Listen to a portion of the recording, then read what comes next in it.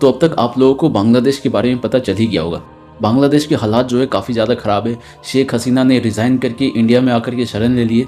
अब ये बात कही जा रही है कि वो लंदन यहाँ से जाने वाली है। मगर ये जो आज एक दिन में ये चीज़ हुई है, ये एक दिन की चीज़ नहीं है। इससे पहले ये प्रोसेस चलता आ रहा था। स्टूडेंट्स जो थे वो सड़कों पर प्रोटेस्ट कर रहे थे और इतने दिनों का गुस्सा आज एक साथ कैसे बांग्लादेश पर फूटा है, आज हम लोग इस वीडियो में इस बारे में जानेंगे। तो बांग्लादेश की आज की कंडीशन के बारे में बात करने से पहले मैं आपसे बांग्लादेश की इससे पहले की कुछ हिस्ट्री के बारे में बात करना चाहूँगा। तो हमारा समय शुरू होता है 1905 से, जब उस समय ब्रिटिश काल चल रहा था भारत में। और 1905 में ब्रिटिशर्स ने जानबूझकर हिंदू मुस्लिम को डिवाइड करने के लिए पार्टीशन ऑफ बंगाल किया था, यानी कि बंगाल का विभाजन किया था। बंगाल को उस समय ब्रिटिशर्स ने 2 टुकड़ों में बांट दिया, एक था वेस्ट बंगाल और एक था ईस्ट बंगाल। ईस्ट बंगाल आने वाले समय में ईस्ट पाकिस्तान बनने वाला था और जो अभी का पाकिस्तान है वो वेस्ट पाकिस्तान।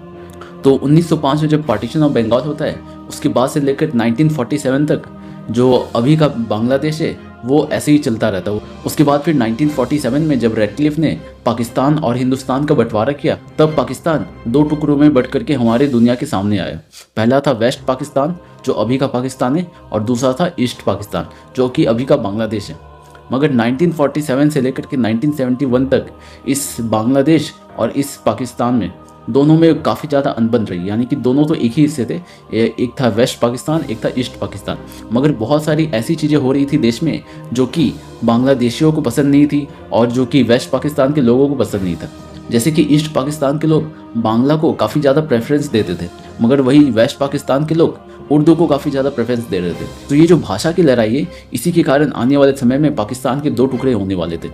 तो अब हम लोग बात करते हैं कि ये सब स्टार्ट कैसे हुआ। तो होता ये है कि जो आने वाले इलेक्शंस थे उसमें जो मुजीबुर रहमान की जो पार्टी थी उसने सबसे ज़्यादा मेजोरिटी हासिल की थी।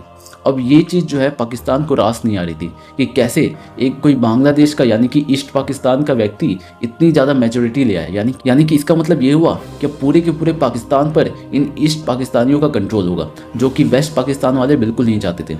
इसलिए उन्होंने क्या किया कि इस इलेक्शन को वहीं पर रद्द किया। उसके बाद वो लोग चल पड़े ईस्ट पाकिस्तान को अपने कंट्रोल में लेने के लिए। बहुत से पाकिस्तान की जो आर्मी है वो बांग्लादेश में जा कर के बहुत से कत्लेआम करती है, कई सारी महिलाओं का रेप करती है। और ये सब होने के बाद फिर जब भारत उनकी मदद में आता है तब जा कर के पाकिस्तान वहाँ पर सरेंडर करता है। उसकी भी एक पूरी अलग ही कहानी है।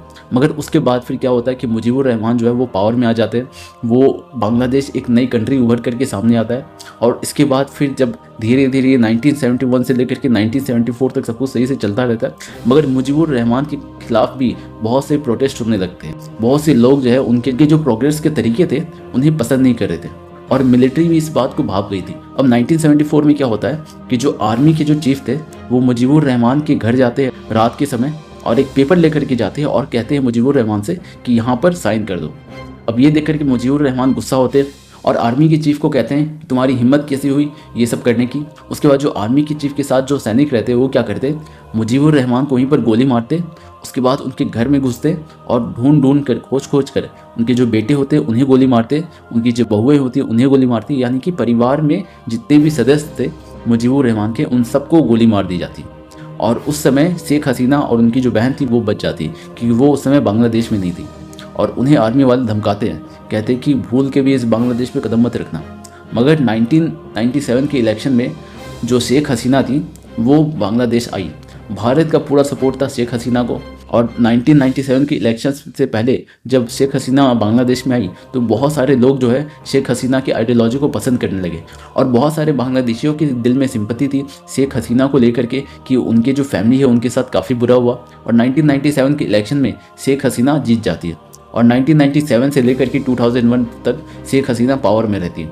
उसके बाद फिर 2001 से लेकर के 2009 तक शेख हसीना अपोजिशन में रहती है। उसके बाद आता है साल 2009 का समय, जब शेख हसीना फिर से जनरल इलेक्शन में जीत करके वापस से पावर में आ जाती।